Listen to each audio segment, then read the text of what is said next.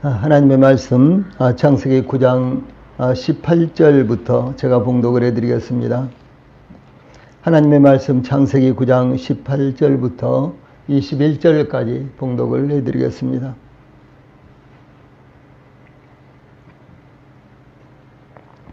하나님의 말씀 창세기 9장 18절부터입니다. 방주에서 나온 노아의 아들들은 셈과 함과 야벳이며 함은 가나안의 아버지라. 노아의 이 세 아들로부터 사람들이 온 땅에 퍼지니라. 노아가 농사를 시작하여 포도나무를 심었더니 포도주를 마시고 취하여 그 장막 안에서 벌거벗은지라. 아멘. 오늘 저녁에는 창세기 9장 18절로 21절까지 이제 노아가 이 포도주를 심고 그리고 포도주를 이제 만들었는데 그 포도주를 마시고 이제 장막 안에서 취해 있는 이와 같은 상황까지만 말씀을 드리겠습니다. 그래서 오늘 저녁에는 본문을 통해서 과도한 음주로 인한 실수, 이런 주제로 말씀을 드리겠습니다. 과도한 음주로 인한 실수. 하나님께서 구름 속에 두신 무지개를 통해 노아와 더불어서 새롭게 시작한 인간 세계와 이 자연계에 홍수로 인한 심판을 다시는 내리지 않겠다는 확고한 약속을 하나님께서 무지개를 통해서 나타내셨습니다. 그러나 노아 생애의 후반기에 나타난 노아의 실수로 말미암아 하나님 앞에서의 인간의 나약한 모습을 보여주며 아울러 어떤 환경에 있든지 인간은 하나님을 절대적으로 의지하지 않으면 안 된다는 것을 교훈하고 있습니다. 음주운전으로 인한 사고만도 최근 5년 동안 매년 평균 4,328명의 사망자가 발생하고 있습니다.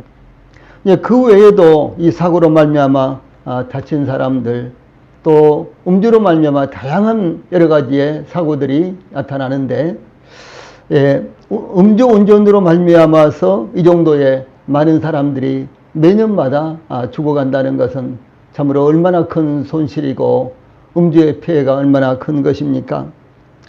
최근에도 인천 을왕리에서 음주운전 사고로 열심히 살아가고 있는 가장이 순식간에 목숨을 잃어 사회적으로 큰 이슈가 되고 있습니다.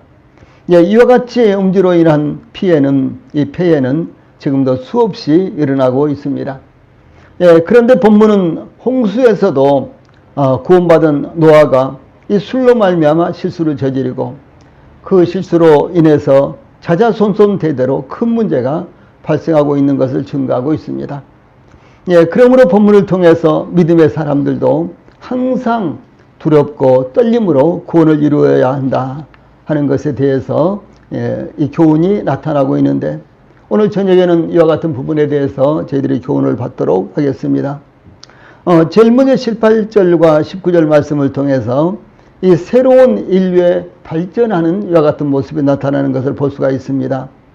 방주에서 나온 노아의 아들들은 셈과 함과 야벳 이와 같이 삼형제였죠.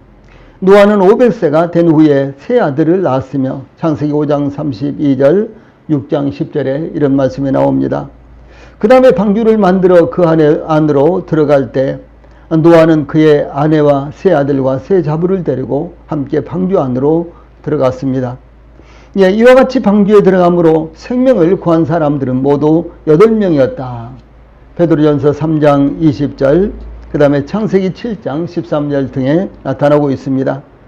이 노아의 아들들을 언급할 때 항상 셈과 함과 야벳의 순서대로 언급하고 있는데, 창세기 5장 32절, 6장 10절 등등에 계속해서 이와 같은 순서가 나옵니다.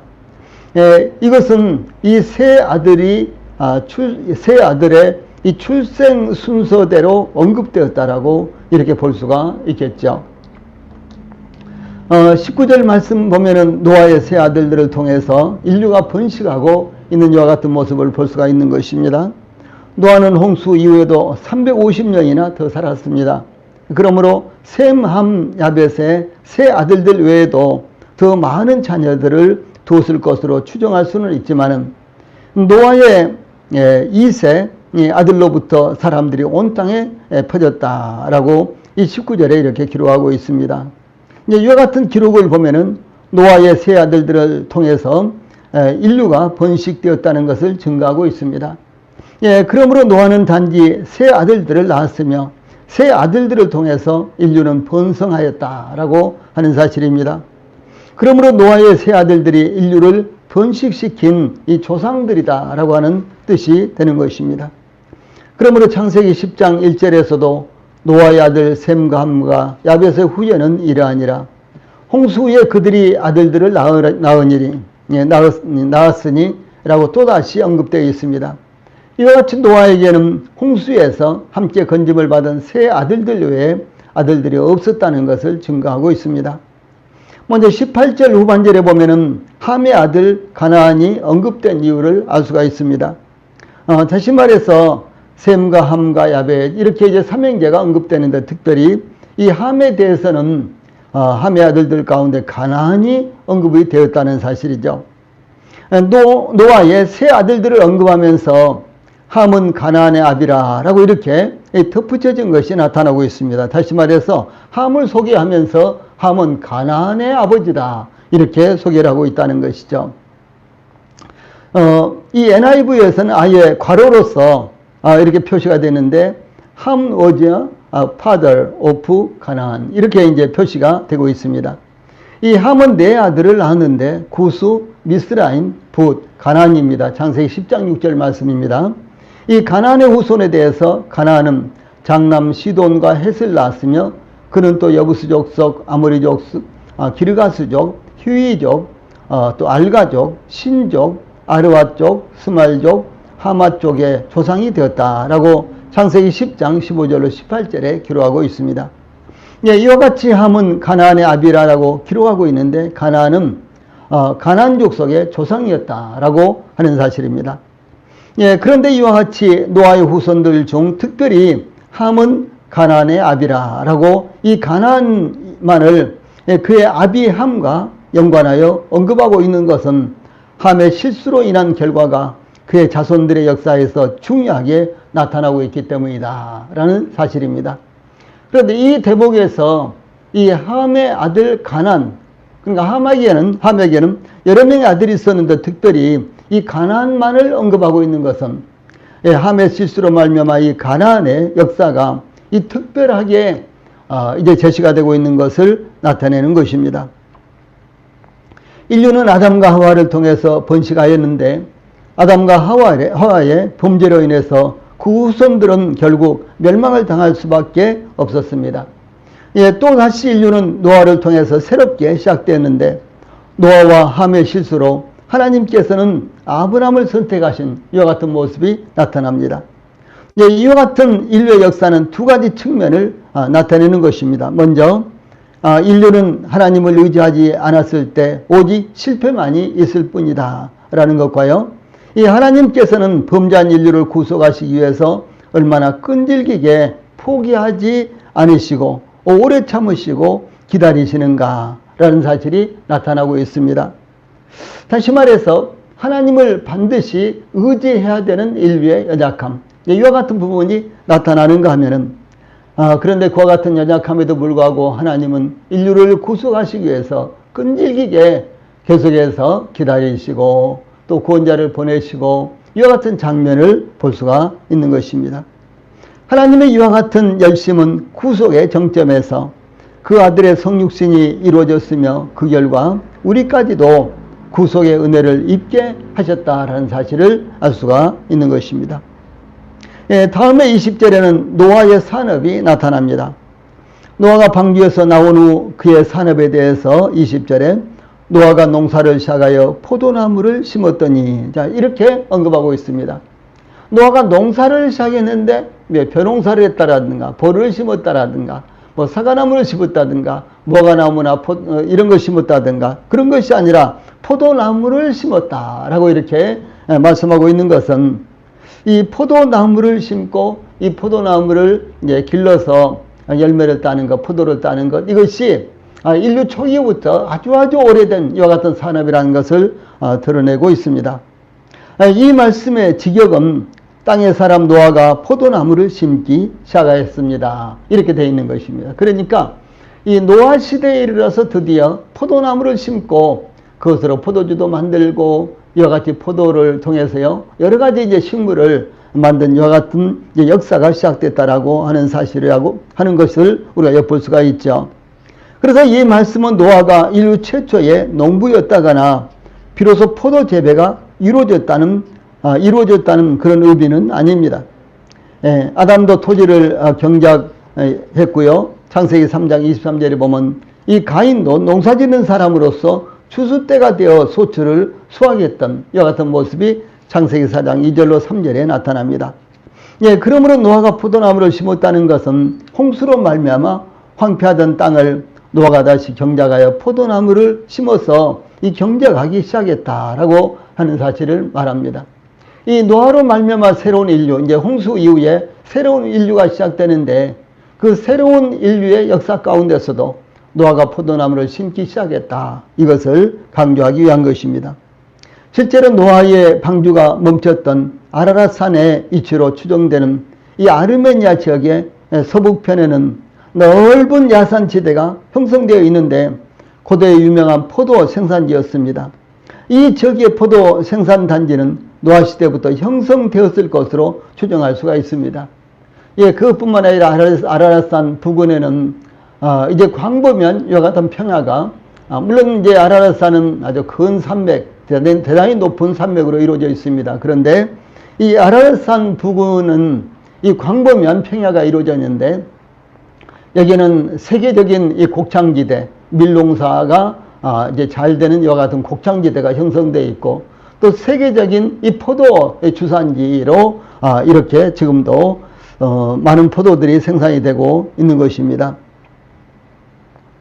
그래서 이제 노아가 이와 같이 포도 농사를 이제 새롭게 시작했는데 이 하나님께서 인류를 창조하시고 창세기 1장 28절에 보면 생육하고 번성하여 땅에 충만하라 이렇게 이제 말씀을 하셨죠. 그리고 나서 창세기 1장 29절에 가면은 내가 온 지면에 씨 맺는 모든 채소와 씨 가진 열매 맺는 모든 나무를 너희에게 주노니 너희의 먹을 거리가 되리니 라고 이렇게 말씀하시므로 이 땅에서 생산되는 채소와 열매들을 최초의 인류의 시조들에게는요 하나님께서 먹을 거리로 주셨다라고 하는 사실입니다. 그러므로 인류는 초기부터 좋은 품종의 먹을 거리를 얻기 위해 또한 더 많은 먹을 거리를 수확하기 위해서 씨를 뿌리고 가꾸고 보호하여 수확을 했습니다. 또한 홍수 후에도 창세기 9장 1절에 보면요 하나님이 노아와 그 아들들에게 복을 주시며 그들에게 이르시되 생육하고 번성하여 땅에 충만하라 이렇게 복을 주셨습니다. 그러므로 노아는 이 좋은 품종과 많은 수확을 얻기 위해서 포도나무를 심어서 이 재배하기에 이르렀다라고 하는 것입니다. 지금도 이 산에 가면 머루나무가 이렇게 있고요. 그래서 가을에 가면은 혹시 머루나무를 발견하면 까맣게 머루가 이렇게 익어 있는데 아주 맛있는 이와 같은 머루가 익어 있습니다. 그런가 하면 또 이제 이 머루라든가 들포도라든가 이런 것들을 또 발견할 수가 있는데 이 대체적으로 이와 같은 것들을 재배를 하지 않으면은 품종이 아주 안 좋게 이제 변해서요 먹을 수 없는 이와 같은 이제 포도가 생산된다든가 너무나 씨어서 내지는 너무나 씨만 많고 또 먹을 만한 것이 또 이렇게 살점은 없고 이 살점은 없고 이런 이제 포도들 이런 것들을 볼 수가 있습니다. 그래서 이 포도나무를 심어서 그것을 가지를 잘 쳐주고 또 거름을 해주고 매년마다 이와 같은 일을 반복함으로 말미암아 이 좋은 품종, 좋은 종류의 포도를 생산할 수가 있습니다. 그러므로 노아 시대에 이르러서 이렇게 포도나무를 심게 되었던 것은 이제 좋은 품질의 포도를 생산하기 위한 것이며 또 많은 이제 포도를 생산하기 위한 이와 같은 방법이었습니다. 이와 같이 인류는 자연적으로 자라서 얻을 수 있는 것만을 채취하여 먹을 거리로 삼는 것이 아니라 더 좋은 것, 더 다양한 것, 더 많은 것을 얻기 위해서 이 부단한 노력을 경주를 했고, 지금도 말로 표현할 수 없을 정도로 품종 개량이 아주 획기적으로 이루어지고 있고, 또 그런가 하면은 여러 가지 교배를 통해서요, 새로운 품종들을 만들어내서 우리 인류가 정말 필요로 하는 먹기 좋고 보기 좋고 또 많은 수확이 나오고, 이와 같은 이제 과일들이라든가 채소라든가요, 이런 식물들이 재배되고 있는 것을 볼 수가 있습니다. 예, 그러므로 인류가 농사를 짓고 산업을 일으키고 기술을 배양하기 위해서 땀을 흘리며 노력하는 것은 이 하나님의 뜻을 성취하기 위한 것입니다. 그러므로 먹을 것을 얻기 위해서 땀을 흘리며 노력하는 것은 하나님의 뜻이며 또한 신성한 것이다. 그래서 노동은 신성한 것이다, 이렇게 말씀을 하는 것입니다. 예, 그러므로 우리 성도들이 돈을 벌어서 생활하며 주님을 섬기는 것과 열심히 일하는 것은 하나님의 뜻으로서 자부심을 가져야 한다라고 하는 사실입니다. 다시 말해서 우리 성도들이 이제 각각 머무는 곳에서 열심히 일하는 것, 이것도 하나님의 뜻을 이루는 것입니다. 또 적절한 수입을 얻는 것, 그것도 역시 하나님의 뜻을 이루는 것입니다. 그래서 적절한 이제 하나님께서 주신 수입을 가지고요, 하나님을 섬기며 또 교회를 섬기며 또 가족들을 부양하며 이렇게 이제 사는 것이 바로 하나님의 뜻이다라고 하는 사실입니다.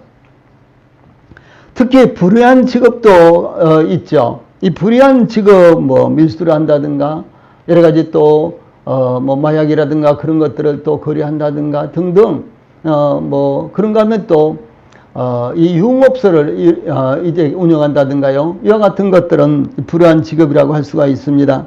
그런데 이 불의한 직업을 갖는 것은 하나님 앞에서나 인류 사회에 악을 끼치는 것입니다. 그러나 정상적이며 이 도덕적인 직업에는 귀천이 없습니다. 만약에 농사를 짓는 사람들이 없으면 어떻게 되겠습니까? 공장에서 이 생산되는 것을 도해지로 운반하는 사람이 없다면 어떻게 되겠습니까? 그것을 파는 사람이 없다면 어떻게 되겠습니까? 또 그것을 사는 사람이 없다면 어떻게 되겠습니까? 이와 같은 모든 사람들이 유기적으로 연결이 되어서 사회를 형성하고 있는 것입니다. 그러므로 무엇을 하든 그것이 정상적이며 도덕적이라면 하나님의 뜻이며 인류 사회에 공헌하고 있다는 것을 우리 성도들이 기억을 하시기 바랍니다. 예, 그러므로 우리도 노아가 땅을 개간하여 포도나무를 심었듯이 우리도 부지런히 모든 지혜를 동원하여 개발하고 개척하고 심고 거두는 일을 중단하지 않아야 되는 것입니다.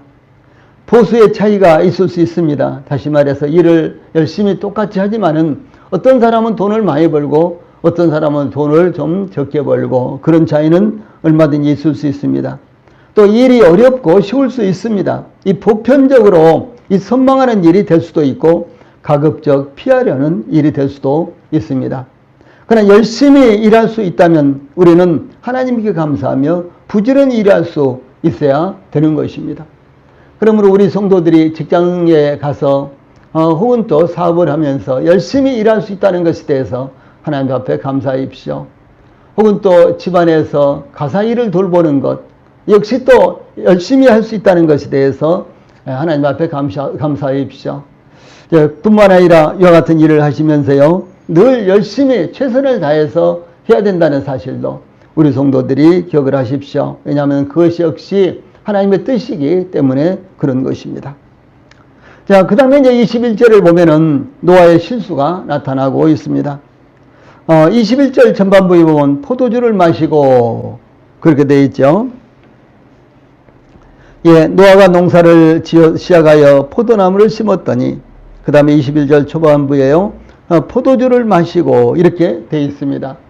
여기에 이제 노아가 포도주를 담궜다든가 어떻게 포도주를 담궜다든가 그런 등등의 말씀은 나오지 않습니다. 단지 노아가 포도를 심어서 수확을 했는데 포도주를 마시고 취했다, 이렇게만 언급이 되고 있습니다.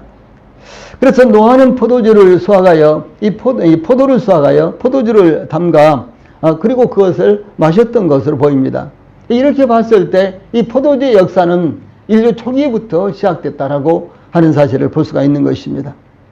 어떻게 포도를 따서 그것을 뭐 항아리라든가 이런 곳에 밀폐된 이제 이와 같은 이제 그릇에다가 담궈 놓고 또 그것이 이제 발효가 될 때까지 기다려서 또 그것을 포도주로 마시게 되었는지 참 하나님께서 우리 인류에게 참 대단한 지혜를 주셔서 이와 같이 우리 인류는 어디에 머물든지 간에 그 환경을 잘 활용을 하고 그리고 그것을 발전시켜서 새로운 문명을 창출하는 이와 같은 모습을 볼 수가 있는 것입니다.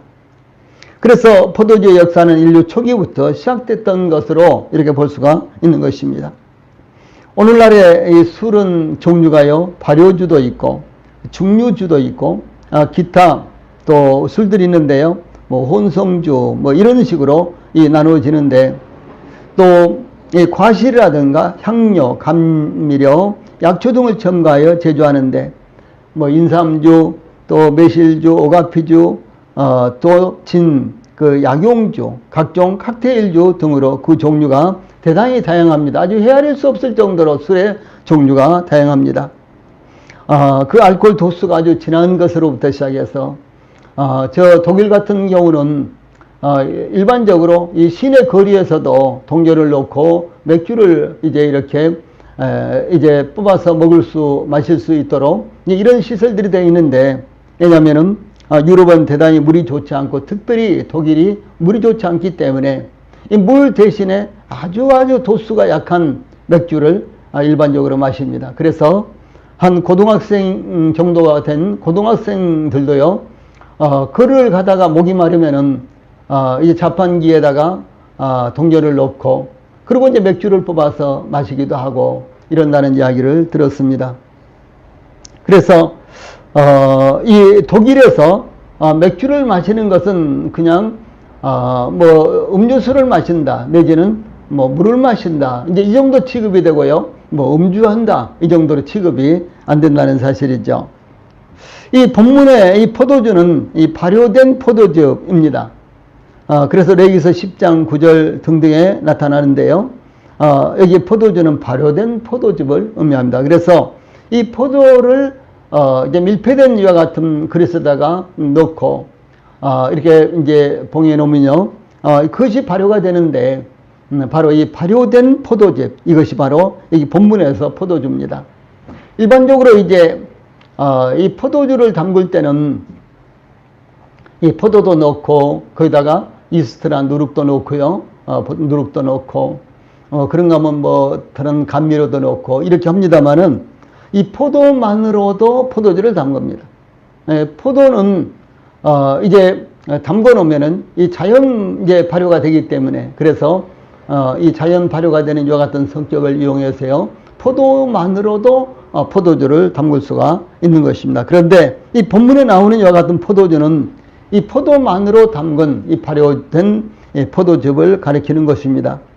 그런데 이 말씀은 노아가 포도주에 익숙해 있었다는 것을 한편으로 의미합니다. 다시 말해서 노아는 이 포도주를 자주 담궈본 이와 같은 경험을 가지고 이 홍수 이전에 홍수가 이제 이 노아의 홍수가 노아가 600세 됐을 때 시작이 됐기 때문에 노아는 홍수 전에 600년 동안 살면서 여러 가지 많은 경험들을 했겠죠. 삶의 경험들을요.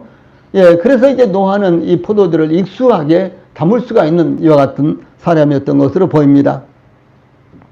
그래서 이 노아는 이와 같이 이 발효된 이 포도즙을 이제 마신 것은 바로 노아가 포도주에 아주 익숙해 있었다라고 하는 사실입니다. 포도주를 담그는 것이나 또 이 포도주를 마시는 것이나 이와 같은 부분에요, 아주 익숙해 있었던 사람이다라고 하는 사실입니다. 이 포도를 심고 거두며 포도주 담그는 그 자체는 죄가 아닐 뿐만 아니라 또한 포도주를 마신다고 할지라도 그 자체가 죄는 아닙니다. 빨간 이와 같은 포도주는 가끔 한 잔씩 하면은 건강에도 아주 좋다고 이렇게 알려져 있죠. 레드 와인요. 이제 그렇기 때문에 이 포도주를 담근다 내지는 또 포도를 심는다 이와 같은 것은요, 절대로 잘못이 아닌 것입니다. 이 포도주는 음료로도 사용되었고 성경에서도 하나님께 전제를 드릴 때 제물로 삼았습니다. 그래서 일반적으로 번제라든가 화목제라든가 또 이런 제사를 드릴 때 이 포도주를 이렇게 제물 위에다가 번제단 위에서 이제 제물을 태워서 하나님 앞에 드리는 것이 번제죠. 화제죠. 번제, 화제 이렇게 부릅니다. 예, 그런데 이제 그 제물 위에다가 포도주를 이렇게 부어서 하나님 앞에 제사를 드리는 것, 이것을 가리켜서 전제라고 하는데, 예, 이렇게 이제 하나님 앞에 전제를 드릴 때도 포도주를 사용했기 때문에, 예, 출애굽기 29장 40절, 레위기서 23장 13절에 이 전제가 나오는데, 그러므로 이 포도주를 담근다든가, 또 포도주를 조금 이렇게 마신다든가, 적절하게 마신다든가, 이와 같은 것들은 죄라고 볼 수가 없습니다. 디모데전서 5장 23절에서는 이 사도 바울이 디모데에게 이제부터는 물만 마시지 말고 내 비위와 자주 나는 병을 인하여 포도주를 조금씩 쓰라, 이렇게 당부를 하는 말씀이 나타나고 있습니다. 한국의 기독교는 술을 금하는데 참으로 좋은 전통으로 생각이 듭니다. 다시 말해서 우리 한국에 이 기독교가 전래되면서 이제 기독교에는 이 술을 안 마시는 것, 술을 마시면 안 되는 것, 이런 식으로 알려졌다는 거죠. 전해졌다는 거죠. 예, 그래서 이와 같은 이제 우리 한국의 기독교는요, 금주 문화, 예, 금연 금주 문화라고 하죠.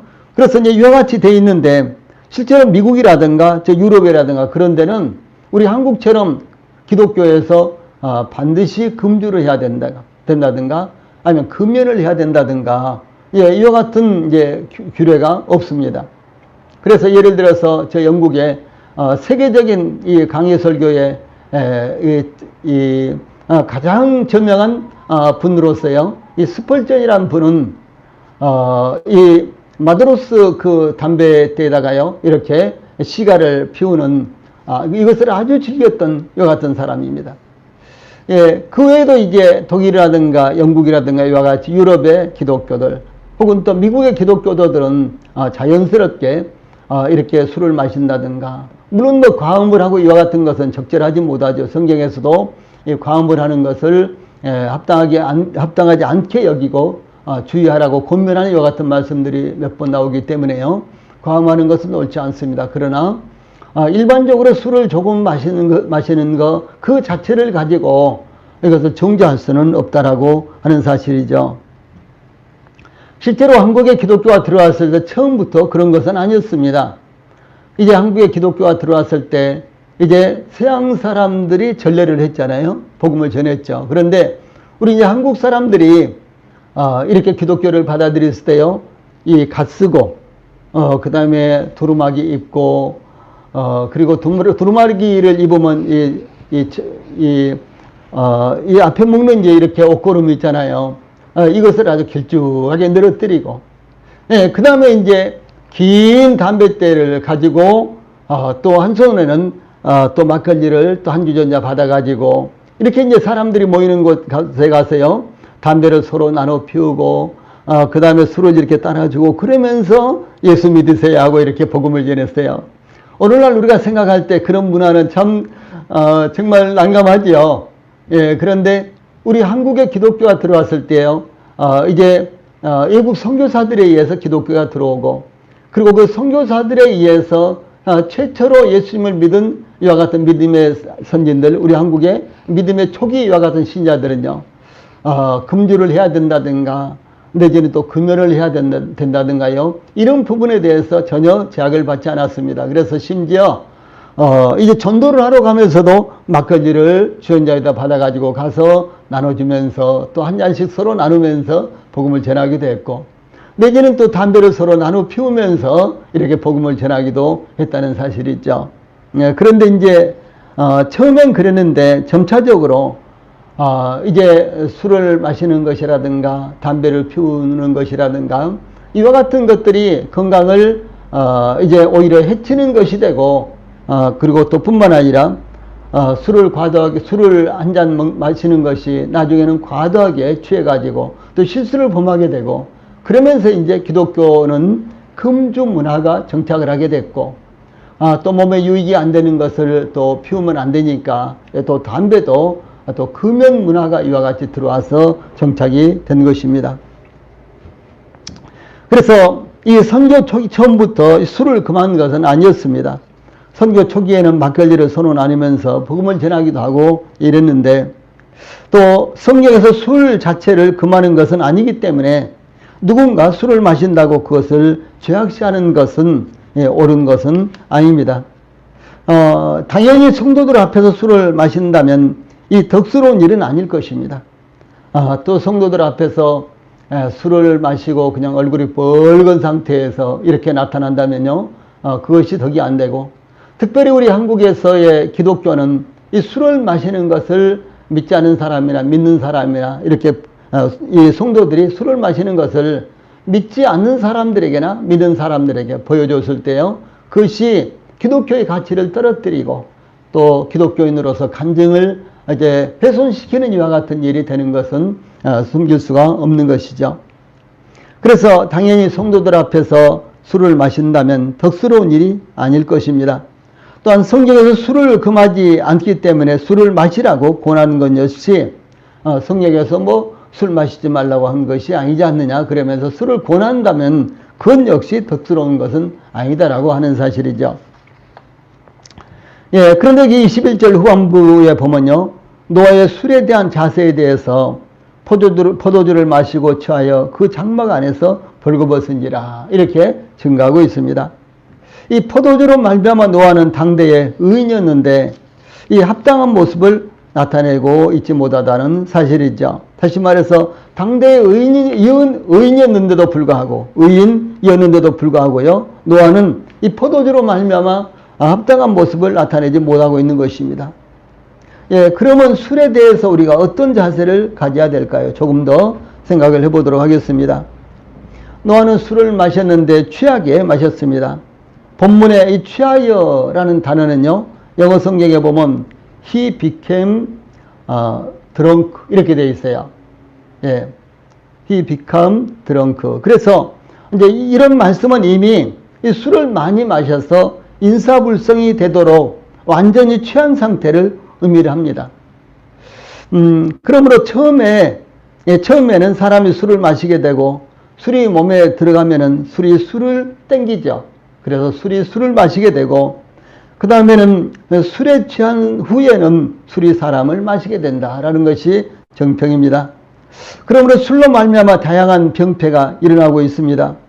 예, 음주운전만 하더라도 처음에 제가 말씀드렸습니다만 이 송년회 등으로 금요일 밤부터 토요일 새벽까지 연말 되면요, 가장 많은 교통사고가 음주로 말미암은 교통사고입니다. 아까도 말씀드렸지만은 예, 음주운전의 이 교통사고는 하루에 59건꼴로 나타납니다. 예, 그것도 이 발각되거나 되지 않거나 간에 사고가 난 경우요, 이 사고가 난 경우가요, 하루에 59건 정도로 나타납니다. 전체 교통사고에서 음주운전 사고가 차지하는 비율도 9.6%나 되는 것입니다.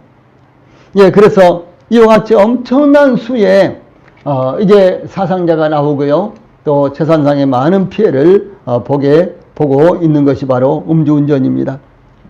이 노아는 술에 취해 실수를 할 만한 사람은 아니었습니다. 예, 노아는 하나님께 은혜를 입은 사람이었으며 그렇게 분별 없이 주책 없는 사람이 아니었다라고 볼 수가 있죠. 이 노아는 믿음의 사람이었으며 당대의 의인이었다. 창세기 6장 8절 9절에 이렇게 기록하고 있습니다. 그러나 노아에 대해서요, 여기에 본문에 보면은 노아는 이 포도주를 마시고 취해서 그 장막 안에서 벌거벗은지라 21절 마지막 부분에 이런 말씀이 나옵니다. 이 노아는 포도주가 그렇게도 독한 줄을 모르고 마신 것도 아니었던 것이 당연하죠. 노아는 포도주가 얼마나 독한 것인가 이런 것은 그 누구보다도 잘 알고 있었을 것입니다. 예, 그 당시 노아가 포도주를 마신 것은 일상적인 일이기도 했다는 사실이죠. 예, 또한 노아에 대해서 벌거벗은지라 라는 말씀은요, 그 자신을 벗었다 이런 말씀이에요. 그 자신을 벗었다. 그래서 스스로 옷을 벗어 알몸을 드러냈다는 것을 의미합니다. 예, 이제 노아가 술이 잔뜩 취해가지고요, 왜 그랬는지는 알 수가 없어요. 단지 술에 취해가지고 인사불성이 돼서 그렇게 한 거예요. 자기 스스로 옷을 홀라당 다 벗었다는 것이죠. 그리고 이제 그 벗은 상태에서 누워서 인사불성이 되어서 잠을 자고 있었습니다. 그래서 노아는 술에 만취한 상태에서 그 옷을 홀라당 벗고 누워 있었던 것으로 보입니다. 그 결과 폐해는 고스란히 자식들 몫이 되어버리고 많은 이와 같은 모습을 볼 수가 있습니다. 우리는 노아의 인격으로 볼 때요, 쉽게 이런 실수를 저지르지 않을 것으로 생각을 하게 되죠. 포도주가 독한 줄도 알았을 것입니다. 만취하도록 마셨을 때 인사불성이 된다는 것도 노아는 알고 있었을 것입니다. 그러나 결과적으로 이런 큰 실수를 저지르고 말았던 것이 바로 노아입니다. 노아는 새로운 시대의 조상입니다. 첫 조상인 아담과 하와는 하나님께서 금하신 실과를 따먹음으로 범죄했습니다. 새로운 시대의 조상 노아는 포도주를 마시고 범죄했습니다. 그러므로 아담과 하와는 모든 인류가 하나님 앞에서 죄인이라는 것, 또한 인류 스스로는 하나님 앞에서 의롭다함을 얻을 수 없다는 것을 보여주는 것이었습니다. 그러면은 왜 노아가 이런 실수를 저질렀을까요? 좀 더 구체적으로 살펴보도록 하겠습니다. 제일 첫 번째로, 노아는 홍수가 그치고 난 후에 농사를 짓게 되고 비교적 안정된 상태로 들어갔을 때, 이 안정된 이와 같은 상태로 들어갔을 때 방심했다는 것을 생각해 볼 수 있습니다. 방심할 때 일어나는 일은 무엇이겠습니까? 기도와 경계를 게을리하는 것입니다. 도둑이 집에 들어오는 시간은 한밤중이 아니라 가족들이 함께 모여있는 어수선한 초저녁이라고 이렇게 합니다. 그때 가족들은 문단속도 잘 안 하고 이런 시간에 도둑이 들 것이라고 신경도 쓰지 않는 그런 시간에 바로 도둑놈이 들어오는 것입니다. 이와 같이 노아가 비교적 안정기에 들었을 때 부주의한 행동을 했던 것입니다. 우리 성도들도 경제적으로 안정이 되어 있습니까? 내지는 또 주거적으로 안정이 되어 있습니까? 혹은 직장적으로도 안정이 되어 있습니까? 혹은 신앙적으로 안정이 되어 있습니까? 이 안정된 그 타이밍에 바로 시험이 온다라고 하는 사실을 우리들에게 가르쳐주고 있는 것입니다. 예, 두 번째로 실수를 한 사람은 이 젊은 노아의 아들들이 아니라 경험이 풍부한 노숙한 믿음의 사람 노아였다는 사실이 대단히 신비스럽지 않습니까? 이것은 수많은 역경을 겪은 믿음의 사람이라고 할지라도 그것이 유혹과 실수를 막아주는 것은 아니다라고 하는 사실입니다. 예, 이런 측면에서 항상 깨어 믿음의 갑옷을 벗지 말아야 할 것을 우리들에게 교훈하고 있습니다.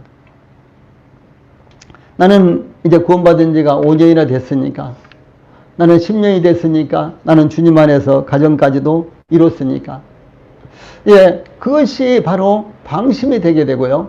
이 방심의 타이밍이 되게 되고, 또 뿐만 아니라 이렇게 아주 노숙한 이와 같은 신앙이 형성됐다고 생각할 때, 예, 그럴 때도 역시 실수가 올 수 있다라고 하는 사실을 말씀하고 있는 것입니다. 예, 세 번째로 술은 그 사용 용도에 따라 긍정적이거나 부정적인 다양한 결과를 발생한다는 것입니다. 술은 긍정적으로 침체된 감정을 해소해 주며 이 원기를 북돋아 건강에 도움을 주기도 합니다. 사무엘하 16장 2절, 누가복음 10장 34절, 디모데전서 5장 23절, 이런 데 보면요, 포도주가 활용되고 있는 모습을 볼 수가 있는 것입니다. 예, 그러나 술은 사람을 방탕하게 하며, 에베소서 5장 18절, 술 취하지 말라 이런 방탕한 것이니 그랬죠. 여기에 술 취하지 말라 할 때는요, 술이 완전히 이제 취해서 인사불성된 그런 상태입니다. Don't be drunk 이렇게 되어 있어요. 그래서 이 술은 방탕한 것이며 또 이성을 잃어서 판단력을 마비시킬 수 있는 것입니다. 창세기 19장 33절, 35절에 보면은 롯이 이제 소돔과 고모라 성이 하나님의 심판을 받아서 불타버리고요. 그들은 이 소알성으로 들어갔다가 거기에서도 그들이 이제 불안해서요, 저 산으로 올라가서 굴 속에 들어갔죠. 그런데 이제 롯은 그의 아내가 이제 소돔성에서 탈출하다가 죽고, 이제 그 두 딸과 이 롯, 이렇게 세 명이서, 이제 동굴 속에 들어가서 사는데, 이제 이 롯의 두 딸들의 생각에, 자기들과 이제 결혼할 만한 이와 같은 사람들이 없고, 또 그런가 하면 또, 아버지 롯도, 이대로 하면 아버지 롯의 대가 끊어져 버릴 텐데, 우리가 아버지의 대를, 이해가 되지 않겠느냐. 이렇게 이제 두 딸이 서로 의논을 하고요. 그리고 아버지 롯에게 술을 잔뜩 이렇게 마시게 하고, 그리고 이제 인사불성이 되었을 때, 그날 첫날 밤에는 이 롯의 큰딸이 들어가서 아버지와 동침을 하고, 이 둘째 날도 똑같은 방법을 통해서 이 둘째 딸이 또 아버지와 동침을 하게 돼서 각각 아이들을 낳게 되죠. 그것이 바로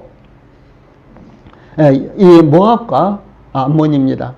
모압 족속과 암몬 족속이 됐죠. 그래서 이와 같이 이제 술은 이성을 잃어서 판단력을 마비시키기도 한다라고 하는 사실입니다. 나는 뭐 술이 세, 나는 한 잔만 먹으니까, 여러분, 그것으로 장담하지 마십시오. 술은 한 잔을 마시면 두 잔을 마시게 되고, 그 다음에 술 친구들은 두 잔 마셔가지고 되지 않는 것입니다. 2차, 3차 가야 되는 것이죠. 그래서 이와 같이 술은 몇 잔만 마셔도 자기의 정상적인 이 판단을 이제 흐리게 만들고, 그 다음에 자기의 의지를 상실하게 만들고, 그리고 쉽게 미혹을 받도록 이렇게 하는 것입니다. 뿐만 아니라 건강을 해치며 실수로 말미암아 명예를 잃기도 하는 것입니다. 오늘날 저 프로야구 선수들이라든가 혹은 프로축구 선수들이라든가 이런 이제 그 스포츠 스타들이 음주로 말미암아 얼마나 그야말로 낭패를 봅니까? 그래서 사람이 술을 쾌락의 도구로 사용할 때 술은 그 사람을 피폐하게 만든다라고 하는 사실입니다. 그러므로 술이 과도했을 때 다양한 실수를 범할 수 있다는 것은 이 성경에서 증거하고 있는 것입니다. 노아는 자식들이 들어오는 것도 모른 채 벌거벗고 누워있는 추태를 부렸으며, 이 롯은 딸들과 근친상간의 죄를 범하면서도 그것을 인식하지 못했던 것, 조금 전에 말씀을 드렸습니다. 또 그런가 하면은 최초의 제사장이 아론이죠. 그리고 아론의 4명의 아들이 제사장이었습니다. 아론은 대제사장, 아론의 4명의 아들들은 일반 제사장. 그래서 이 아론과 더불어서 4명의 아론의 아들 제사장들이 이 성소 안에서 섬기는 일을 감당을 했죠. 그런데 이 첫째 아들이 나답이고 둘째 아들이 아비후인데, 셋째 아들이 엘리아살, 넷째 아들이 이다말, 그렇죠. 근데 이 나답과 아비후, 첫째 아들과 둘째 아들이 이 성소에서 다른 불을 옮기다가 죽고 말았습니다. 그런데 성소에서 다른 불을 옮기다가 죽고 말았는데, 왜 다른 불을 옮겼을까? 그것이 문제가 되는 거죠. 그런데 이제 이와 같은 내용이 레위기서 10장에 나오는데요. 이제 이 레위기서 10장 이제 앞뒷면과 그 다음에 레위기서 16장에 보면은 이제 성소에 들어갈 때는 술을 마시지 마라, 이런 부분이 계속해서 반복적으로 나오고 있습니다. 그러므로 이 나답과 아비후가 이와 같이 다른 불을 옮겼던 것은 술을 마시고 판단을 하지 못한 거예요. 술을 마시고 하나님의 말씀에 따라서 이제 이 제사를 제대로 드리지 못한 것이요, 그들의 사망의 원인이었습니다. 그래서 성소에서 이 제사장인 두 아들이 죽고 말았습니다. 그런가 하면 또 에스더서 1장 10절로 12절에 보면요, 아수에로 왕은 왕 와스디를 폐위하는 결과를 빚었죠. 계속해서 잔치를 벌리는데 이제 술이 거나하게 취하니까 자기 이제 왕후 이 아수에로 왕이요, 자기의 아내인 왕후 와스디가 너무너무 예쁘니까 그 와스디를 자랑을 하고 싶었다는 거죠. 그 잔치에 참석한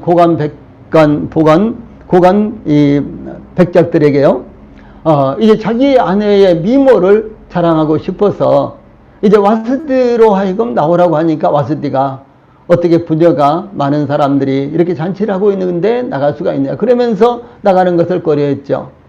이제 이런 일로 말미암아 이제 와스디가 폐위가 된다든가 이와 같은 일이 발생을 했습니다.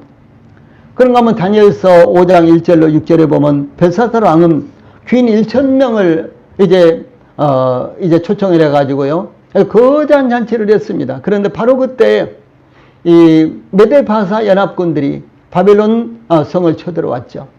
그런데 바벨론 성이 완전히 함락될 때까지도 벨사살 왕은요, 그것을 모르고 계속해서 잔치를 벌리다가 그 침략군들에 의해서 바로 그날 저녁에 죽음을 당하고 말았습니다. 예, 그러므로 사도 바울은 술 취하는 것과 다양한 죄악을 함께 열거하면서 술에 취한 것이 얼마나 큰 죄악인지를 언급을 하고 있는 것입니다. 이 사도 바울은 술에 취하는 것과 일반적으로 다양한 죄를 범하는 것을 똑같은 차원에서 봤어요. 그래서 이 술 취한 것이 얼마나 하나님 앞에서 죄악인가, 이와 같은 것을 말씀하고 있는 것입니다. 로마서 13장 13절에 보면요, 낮에와 같이 단정히 행하고 방탕하거나 술 취하지 말며 음란하거나 호색하지 말며 다투거나 시기하지 말고, 이렇게 말씀하고 있거든요. 여기에서 방탕하거나 술 취하지 말며 똑같은 거예요. 그 다음에 음란하거나 호색하지 말며 다투거나 시기하지 말고, 이 모든 죄악들을 술에 취한 것과 동일한 차원에서 이제 말씀하고 있다는 것이죠. 최근 얼마 됐습니다마는 이 차범근 씨의 둘째 이제 셋째라고 하는 아들이 33살 먹었는데요. 지난해 12월 24일 음주운전으로 사고를 냈는데요. 면허 취소에 해당하는 혈중 알코올 농도가 면허 취소에 해당하는 이와 같은 수치가 나타났습니다. 지난 4월 3일 검찰은 징역 2년을 구형을 했어요. 그 부모들은 사과문까지 냈습니다. 그리고 그 가정은 독실한 기독교 집안이고요. 그래서 참 하나님을 이제 잘 섬기고 믿음이 좋기로 아주 이름이 난 이와 같은 가정이었죠. 또 이 사회적으로도 이 차범근 이 감독 부부는요, 좋은 인상을 끼치고 있는 이와 같은 부모들 뿐만 아니라 기독교에도 좋은 이미지를 남기고 있는 이와 같은 가족들이었습니다. 그러나 그 이제 아들 이 셋째라는 그 아들의 음주운전으로 말미암아 그야말로 굉장히 어려운 이와 같은 이제 상황이 되어버리고 말았습니다. 물론 차범근 감독 부부에게 뭐 어려움이 된 것은 아니지만, 그들을 바라보고 있는 이와 같은 시선, 여기에가요, 땅에 떨어져 버리고 말았죠. 그러므로 우리 그리스도인들은 술과 더불어서 이 정신 건강을 해치거나 덕이 되지 않는 일은요, 스스로 경계함으로 이 선한 간증을 잃어버리는 우를 범하지 않아야 되는 것입니다.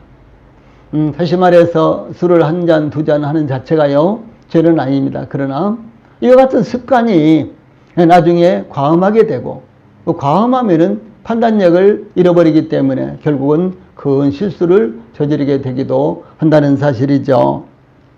또 뿐만 아니라 우리나라 문화에서는 이미 말씀드렸던 대로 이 술을 마시는 것, 이제 음주를 하는 건요, 이것이 기독교인으로서 이 적절하지 못하다. 그래서 누군가 교회 다닌다고 하면서도 술을 마시면 교회 다니는 사람들도 술을 마시네, 이렇게 핀잔을 하거나 그렇게 하죠.